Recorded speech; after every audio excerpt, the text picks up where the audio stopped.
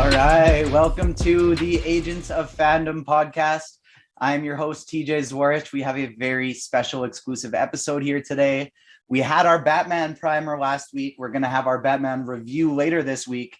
But in between, we have a very, very exciting episode. And so before I get to that, I want to introduce my co-host, Garrett. How are you doing, Garrett?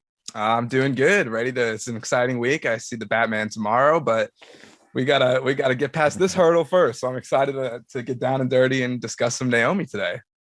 Yes, and so we have another Naomi exclusive, our third. We've already spoken to Cranston Johnson. We've spoken to Mary Charles Jones, and this is one of my favorite new shows, the CW Naomi. We are now speaking with the director of the upcoming episode 6, Kent Faulcon. Thank you so much for joining us, Kent.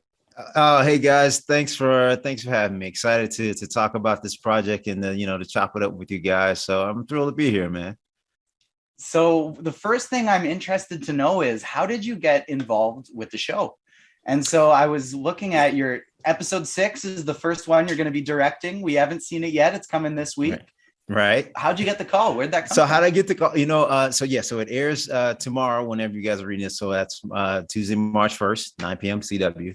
So I actually got the call. I was here at the house working on something else, and my phone lit up, and I was like, Ava's name popped up there, and I picked. Hey, I know this is not Ava DuVernay calling my phone. I've been friends and colleagues with her for years and years. We met when my first feature that I directed and her first narrative doc she directed. We were on the festival circuit all at the same time, and she called me up and totally out of the blue, and she said, "I'd love for you to helm this thing." She told me the rundown of the thing, and I was blown away. I was thrilled. I was like, of course, I think it was maybe a week or two before her birthday. And I was like, your birthday's coming up and you're calling, offering me presents, right? But she thought that, she said, "I think you can do a really great job with this. It's right up your alley. It's, things that you've tackled before. And we'd love to have you." And I was like, "I'd love to be there." Now I feel, since I hold you so dear, now I'm worried I hope I don't disappoint you. It's like, oh my God, So yeah, that's a lofty standard. Right. Yeah. So that's kind of how it came to be, man. Truly a call out of the blue. It's like a fairy godmother just came and went, ding, Wow. Yeah. It's surreal. I can't imagine looking down at my phone and, Ava DuVernay's name pops up. I'm freeze with panic. Do I answer it? Do I not? Right. So that's so exciting. No, she's a fantastic person. And she's not just the creator of Naomi at the show. She's one of the most world-renowned, critically acclaimed creators out there right now. What's it like having a working relationship and personal relationship to know her birthday and see her number on your phone like that? Of that stature? Yeah, I'm so fond of her, and I met Ava. She was still in PR and that sort of thing. So in a lot of ways, it's been like watching someone who you hold so dear just blow completely up. I tease her. I was like, you got Barbie dolls? Damn, Ava, you got Barbie dolls and they're selling out. You got pop heads, you got, so on that level, it's that kind of thing. But when I first met Ava, she didn't know who I was. I didn't know we were just two filmmakers. I remember being in New York and running around after some festival screening at 2 a.m. and we'd sit and dream about what it is that we're going to do and this, that, and the other, And so then to see her not only do that, but see how it manifested. But it was one of the things and she'll attest to this. I used to say to her, "Ava, you are a force of nature," right? And this is before, some people may have known this, but she wasn't who Ava DuVernay was. I just thought she was just such a special person, right? Right. So to see all this happen is kind of like the world got to catch up on what I was already seeing. Did I see all this of what was truly that she had to offer? No, but what I did see at the time was truly, I was crazy about it. I was like, you are a phenomenal, person. So it's kind of like I said, the world got to catch up on what I was seeing, 12 years ago. That's wild. Yeah, right. so cool to see that process develop. Yeah. What made you get into filmmaking in the first place? Well, I think I've always been a storyteller, and I'm a child actor, and mainly that's how I made most of my living as an actor, and then the directing thing now is finally, it's going in a direction I'm really excited about. But always been a storyteller. And when I was a child actor, I was on the show. It only aired in North Carolina, and I played a teenage time traveler. And it was a show called Sparks, right? And so I did that all my years of high school. And we used to shoot out of the CBS affiliated studios in Raleigh, North Carolina, where I grew up, right? Wow. So I remember, being on that show gave me some local celebrity and this kind of, I look at Casey and I go like, wow, how are you handling this? Because I had celebrity on a local level, just kind of statewide, like where my grandmother lived, they didn't get the show. So I was still just can't, go grab the garbage, that kind of thing. Right. But, for Casey, seeing how she's navigating all of that and, nationwide and internationally, that people hit me up on Twitter from Brazil, this, that, and the other. So that's just been interesting. But back to what I was talking about. So that started the storytelling in me. I ended up writing for that show my senior year in high school. I kind of was not happy with what we were turning out. And I'm sure the producers were looking at me like, who are you, write it yourself. It's not so great. And I'm like, listen, I've been doing this thing for 3 years. I've been in these writers' rooms. I can do this thing. And so I started writing for that show. And the first episode I wrote was produced, and then I was getting ready to graduate high school. And so I was leaving the show already. And they were like, do you want to continue to keep writing? But, I was 18 and whatever. That chapter in my life, it was closed. So I was ready to move on. But what it did do, it started my process as a writer, having grown up on that show and, the films that I was doing at a young age. I was just that guy. I knew this is where I would go. I mean, we're in college, we had the big camcorders back then. And so we would be in the stairwell, write a scene, let's shoot it. And then we try to piece it together on 2 VCRs. I mean, this is how far back, we're going. So the filmmaking was already there. And then I did my first short film right after graduation. I was 21. And School of the Arts didn't have a film school. I graduated from North Carolina School of the Arts with a Bachelor of Fine Arts degree in acting and studied Shakespeare in England, this, that, and the other. But when I graduated, I shot this short film about these 2 brothers hired to drive this body down south for burial of a family friend. So here we are, in the rural parts of North Carolina. We had this 1967 Cadillac hearse. You couldn't run the AC for sound, right? So I'm in the back with a little video assist, and the 2 actors are there. And so we pull over after a take, and we come crawling out of the back of the hearse like ghouls because it's sweating. It's because it's August, North Carolina, heat, humidity. Oh, yes. Oh, yes. But it was that indie spirit of whatever. So it's just kind of always, been there. And even the feature that I did where I ended up meeting Ava, it was all about, wanting to tell stories, wanting to make films and be in front of the camera and behind the camera. And I, even as an actor, I've been blessed to work with so many great filmmakers. And I was always that guy. I'm always at the back of the video village, just sitting in the back, just looking like, what are they doing? How are they setting that up? Right. And truthfully, and I steal stuff, man. I would steal all kind of shots. I remember I was doing a guest lead on 24. And I remember the director, he'd set up this great shot with this SUV, and Keith Sutherland, comes driving down, he skids into a stop, and they had already framed it up and they backed it out. And I was like, I don't know where I'm going to use that, but I love that setup. I'm going to take that. Right. So the director is John Kassir, and he's the directing producer on The Orville now. Right. So this is pre-COVID. They had some big Emmy event for The Orville, and they were talking about how it's all orchestrated or whatever. And so I walked up to him and I said, John, you may not remember me. And so I was like, so-and-so. He's like, oh yeah, I remember that episode. So I was like, hey man, I stole one of your shots in my first feature that I did. And he just kind of laughed, and he was like, hey man, that's what we do. We borrow and whatever makes it work. But it was a nice little circle of creative life moment. Yeah, that's cool. If it's not broke, don't fix it, right? It's a great shot. It was a great shot. I feel like I can almost remember that shot. I used to watch 24 like avidly with my family. We would sit down like every week and watch it, and that like rings such a vivid bell to me. So that's kind of wild to even hear that. It's cool, man. And I remember I was talking about working with great filmmakers. I had met Steven Spielberg. He was executive producer on Men in Black, right? And so I had met him while we were shooting that. And he would just, he would come by set every few days, just check in on the shop. He wouldn't really say anything. He'd just come and look. Oh, that's kind of cool. Da, da, da, da, da. And so then when I ended up working with him again on War of the Worlds, there was huge setup out in Palmdale, and it was like we had like 6 Bradley tanks and 7 armored Humvees with the 50 calibers, and it would concuss your chest when they would shoot whatever.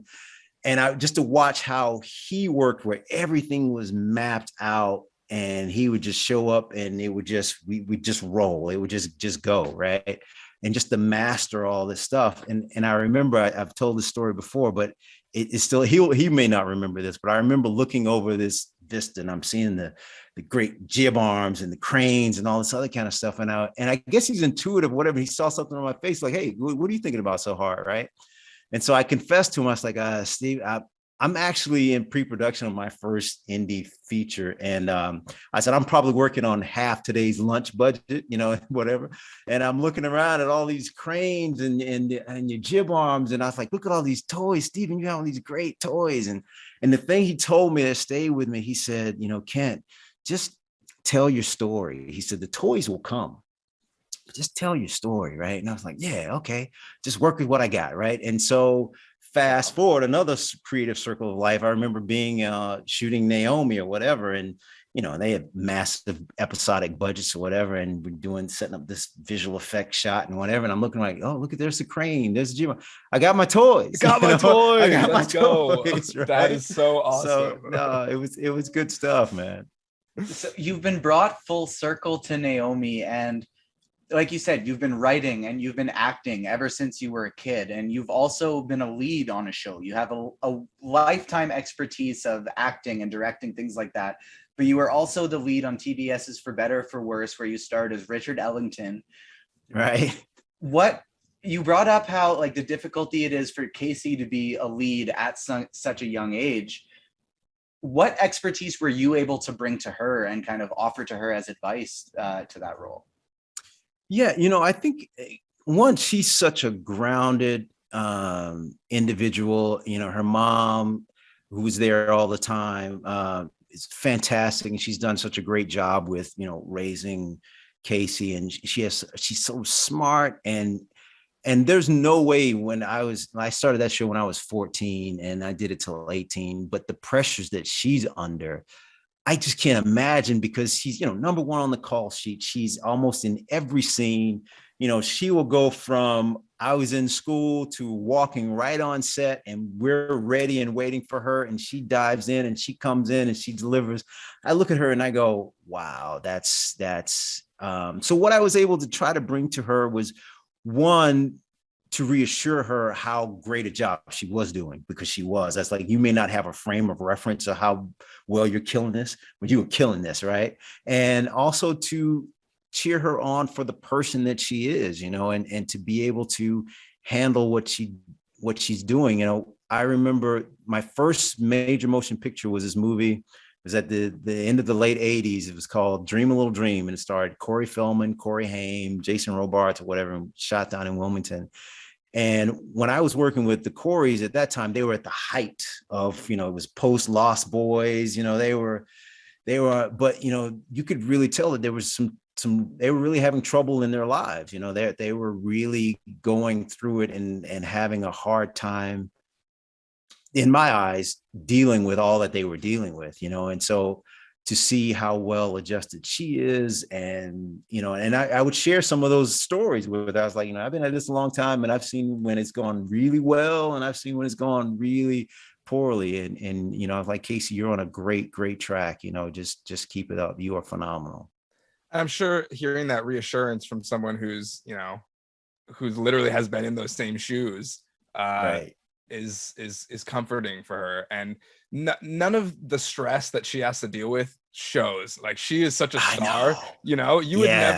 would never know that, you know, she's going straight from school to set to sleep to back to whatever. She is absolutely crushing it. So I can't wait to see, you know, She how is. I your mean, episode she's plays literally, out. yeah. No, I mean, I'd say you are kind of a superhero in yourself. You know, like, listen, you've been 100%. shooting all week, and then on the weekend you're doing some fight training, and then you had to sit in the chair for how many hours and doing hair and makeup, and then you school and you walk. I was like, wow, you're pretty amazing. And Ava did such a great job in putting together these creative folks around her. The whole cast, all of them were, you know, although they're young, they were all ready to go, professional, appreciated the opportunity, which I think is key, because it's kind of like, you know, this business can be so hard and fickle. And when you are blessed with something good, to just really appreciate it and don't squander it. You know, it's kind of like, you know, that For Better or Worse show that I did, you know, we did 165 episodes in 6 years. And, you know, from an actor's standpoint of view, I mean, that's like lightning in the bottle. I may never get something like that again. And it was great for what it was, and great family relationships that were built. And so that's some of the things I was trying to impart with, you know, those guys. It's like, listen, this is such a blessing, and I appreciate how you guys are appreciating it and approaching the work and dealing with one another. It was really great to see. And on that note, like, we've talked to Cranston Johnson and Mary Charles Jones, and both of them mentioned how supportive the cast is with each other. They got group chats going. They're always there ready for each other. Was that evident when you stepped onto the set for the first time? Like, were you able to see the type of chemistry they all had with each other? Yes. Oh, for sure. You know, and just from everyone in front of the camera and behind the camera, it was such a collaborative, helpful. Everyone was pulling for this thing. You know, everyone is trying to do their best and bring their best game forward. And there was just a lot of genuine love and affection on that set, you know, throughout. You know, we all had a really good time. It's tough. It's hard, you know, trying to pull some things off. You only got so many days to get it in, and you want it to be as spectacular as possible within that time frame. So everybody's pulling really hard, but that, I think it works because everyone is the relationship and the fondness that we have. And Ava does a great job from the top down, and Demaine Davis, who one of the executive producers and director on it, you know, she's such a giving, loving spirit. It really does trickle down. Mo, the other executive producer, is just, from the top down, you just feel it. You know, we're all pulling for this thing. We're all pulling for each other. You know, we all have each other's backs, and you know it. And I think it translates into, you know, like when you're cooking this, and somebody put love in the food, you know, it's like they put love in the show, right? And it kind of comes out. And you can see that, I think. And that's why I think it's so popular. Right on. And we've talked a lot already about your past work and behind the scenes stuff, and deservedly so, because already you've had an incredible career so far. Like you said, you hit lightning in a bottle with that, with the amount of episodes you got in with For Better or For Worse. But I want to dive into now what you're bringing to us this week. Right on, so, man. This will probably be dropping. This episode's going to be dropping Tuesday morning. So the same morning as the episode will drop later that night. And I want to know, one of the themes of this show so far seems to be mystery.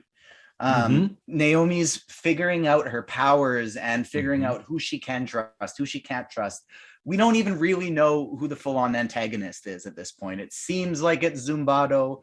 It seems like there's more going on, though, because other times he's working with them. So with all the different mysteries going on, that, and whether it's her parents' missions, stuff like that, how did that make things more difficult for you to come in and step in and know there are all these different threads that I got to make sure I'm connecting properly in this episode?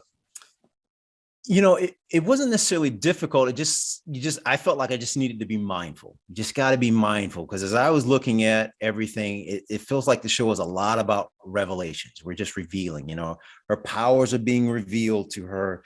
who to trust, who to not trust is being revealed to her. It's just a lot of just revelations in what time that comes.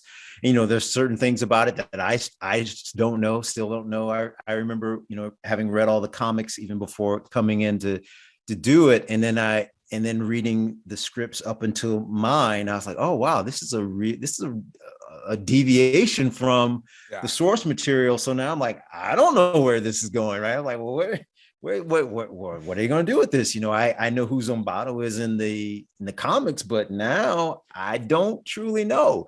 So I was trying to be mindful of that and to keep that mystery going, and not trying to give any spoilers here, but there are some more revelations that happen, and we do find our character in some real jeopardy in this upcoming episode, and then more is revealed about that as well.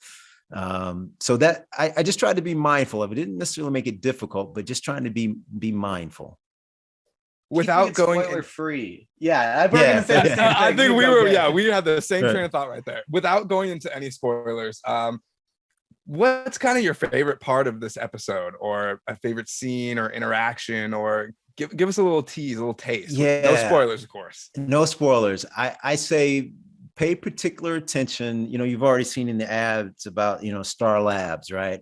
There's a moment in Star Labs where I know if I was at home, I'd be like, ooh, all right, and hopefully you go from to that's what I'm hoping for. Yeah, I'm excited for that. Yeah. I love it. That just got me even more jazzed, because I mean, the name Star Labs itself, that's an exciting little tidbit. Yeah, it's a good thing. So and when you see that set, man, it was and that was one of the true joys, because I as a director, I got to introduce that set to the show. So it was like, and they did an amazing job to see, go from an empty space in a sound stage to what they came up with. It made you go like, oh man, this is all right. Okay, we got to show this one off, right? So I'm excited for you guys to see that. Yeah, me too. I'm very much excited for the episode. And one of my favorite things that you mentioned, and this seems to be a theme with the people who are getting involved with Naomi, is before you came on, you read the comics. And yes, looking into some stuff, doing some research, I realized you've also been featured on an episode of Legion. And so this isn't your first time in the comic book verse. And obviously that's the type of podcast we are. So that's the stuff we're interested in. I'm curious, if you were to cast yourself in, but then also create a project too that you'd want to be the director of, in the end, whether it's MCU, DCEU, Star Wars, whatever it may be, which would those two be for you? Wow. On the acting front, well, the funny thing about Legion was the executive producer on that, John Cameron. It's a really, really good friend of mine. Our kids basically grew up together. And funny enough, he was the first AD on Men in Black. And we ended up meeting years later and didn't put that together until years later. And so we'd been trying to get together, and schedules wouldn't align. He's like, why don't you just come and do this role? And then we can hang out while we work. I was like, what do I got to do? He's like, we got this cop, and he gets imploded. I'm like, all right, I've never done that. So, never been imploded before. Yeah. So we got to hang out, and I, did this role. And then I was talking to the visual effects guys, like, so what's going to happen to me? And they're like, we don't really know yet, but at the end, you're probably going to need a mop. I was like, okay, we'll do that. So to answer your question, I think on camera, some fan on Twitter juxtaposed my picture with War Machine, right? And so I was like, I could get down with that, right? I'm down for that.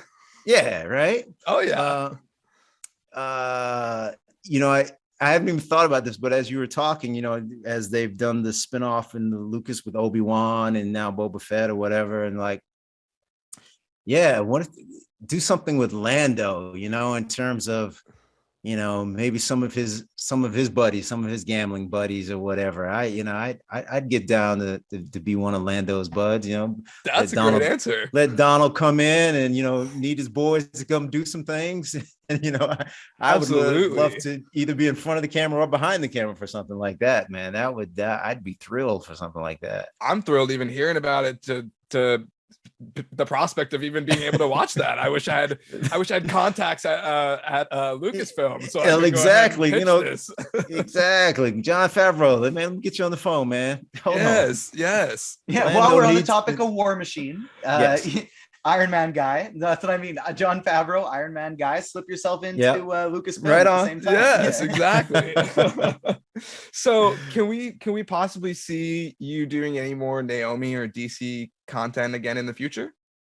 Oh man, I would love it. If Naomi prayerfully gets a season 2, if they would have me back, man, I'd be there in a New York minute. I've just started getting into Superman and Lois, been trying to check that out because I've just been following the different incarnations of that show from I was really young, like when Christopher Reeves first came on. So it's like that was one of the first movies I remember seeing, Wow. so to go from him and then to keep going, so that I'm very curious to start that, and from Smallville and all those incarnations, man. That would be a dream to be able to jump and help that story go forward as well. So yeah, I would love to do that, and would be totally open to following. The Flash is finishing up, and I thought they did that show so well, and then there was so much heart in that show. Yeah. And then I wasn't a fan, or not, I was a fan, but I hadn't really watched Arrow until this came along. I said, well, I knew Jill was coming from that Arrow world, and there may be a possibility of those worlds colliding. It wasn't known, and I don't know if it still is known if there's any cross connection. I said, but let me just check this out. I've been meaning to do so. And I was really digging that. It wasn't quite what I expected. And I was like, oh man, now I've got 9 seasons to catch up on. I was like, It's hefty. Yeah. I gotta get journey. through this. Yeah, man. So I did Google, like, what are the top ones that people love? So I started with those, but then that just whets your appetite, like, now I gotta go back because I know that's got to mean something else here, so that kind of thing. Yeah.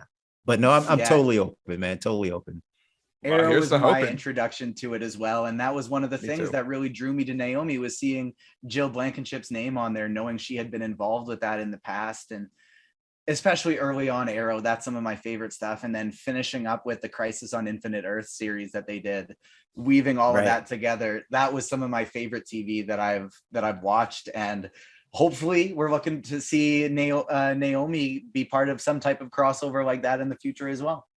Wouldn't that be awesome? Yeah, I think she would do well. As I was doing research on it, and one of the first things that came up was like Omega level powers. I was like, whoa, kind of a big deal. I'm telling you, man, you're up there. That's Superman, planet destructing ability. I'm like, wow, that's okay. Let's see I'm curious, which has made it interesting to see how her finding her powers now, because I think at this point it's still real baby steps. I think she hasn't even scratched the surface of what it is that she can do, which I think is exciting. That again, revealing what is she going to stumble on and blow us away with next. Yeah.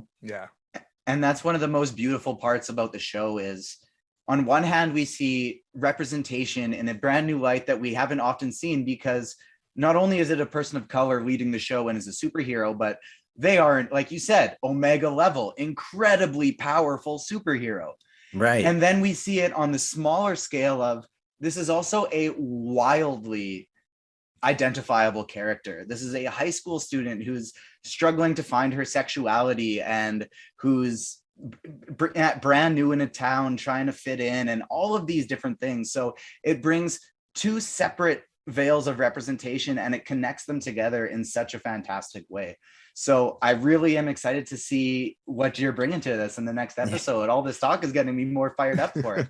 Yeah, no, I think Jill and Ava both have done a great job of working those parallels of, as you say, discovering herself, because she's at that age where that's what you're doing. Who am I? What are my beliefs? Who am I as a person? What am I at a core? And now you'll add a layer on top of that what am I? What can I do? what does that Where mean? am I from? What responsibility now do I have if this is the case? What am I supposed to do with this? And I think those are all really fascinating aspects to explore. And I think this is a great vehicle to explore those themes. And I think it's a great character to do it through. So yeah, I'm excited for you guys to see it. And because some of the things that have been established up to now, we'll get, you'll some more about the relationship stuff that's, goes farther and, and complications there and then more about, who she is and what others may want of her because of who she is. I think it's going to be some good stuff. I know you can't tell us this, but I'm still hoping we can trust this Hawkman rendition. That's what I'm hoping for. That's what I want. I don't know if we can for sure, but that's what I'm hoping for. Right. Well, I can't speak to all that, but I will say this Thanagarian, gets to get busy in this episode. It's some good stuff. Yeah, all right. There's some get down that happens in this episode, and I was thrilled to shoot it. And there was that scene. There's some humor in it, but when it's time to get busy, man, those boys throw down. So I'm excited for you guys to see that. I can't wait. Yeah. That's awesome. Yeah. Well, Kent, we're so thankful to have you on. This has been an absolute blast. Before we get you out of here, we want to know, on top of this upcoming Naomi episode, what else can we expect from you on the future? What can you tell us that you've been working on that maybe we can help promote? Well, a couple of, in the acting world, there's always something like, is this going to go? Is this not going to go? Well, I was like, hey, when it happens, it happens. Some great news. A script that I had written was optioned recently, and they've just attached a director, and I'm really thrilled about that. It's such a far, it's so far removed from me that I'm glad this project is getting some life. And then on the writer director front, I getting some great interest on a new project I have on Abner, which is a coming of age sort of a sci-fi, a little bit of a nice wink and a nod back to the days of like the Goonies and Explorers and those late 80s teen coming of age space travel project that I'm excited about that. So we got that developing, and then another possible TV directing gig that may be coming back. So I might be heading to Georgia soon. So you just keep it going. I'm happy. I'm excited about this show and its success, and excited about the future, man. Especially given the times that we live in, trying to find the places for something positive, man. I'll reach for it and grab and hang on to it. That's so awesome. Well, we can't wait for episode 6 of Naomi, and heck, anything in the future as well, whether it's comic book or not. You want to talk about it? Open invite to come back on the show. I appreciate that shit. You guys are great. I love the enthusiasm, and I'm like you. I'm a big fan as well. I get sucked in and want to know, and I'm like, oh, let me go. What's the behind the scenes on this? What's going on with this? And I love the process. So I'm with you guys. I'd be sitting there on the couch with you going like, did you see that? Did you see that? Well, I wish we could watch the episode tomorrow together, but unfortunately we can't. So maybe we can, let you know our thoughts and how we enjoyed it. And please do, man. Absolutely. Good luck in the future. Thanks, guys. You too. May the podcast fly and soar, man. Thank you so much, Kent. All right, guys. Take care. That concludes our Agents of Fandom exclusive episode with Kent Faulcon, the director of episode 6 of Naomi. And as you heard, so many other super cool things. If you're watching on YouTube, make sure you help us combat that algorithm. Leave a comment, hit that like button. It helps us out so much. Leave a 5-star and subscribe. That too. That's important too.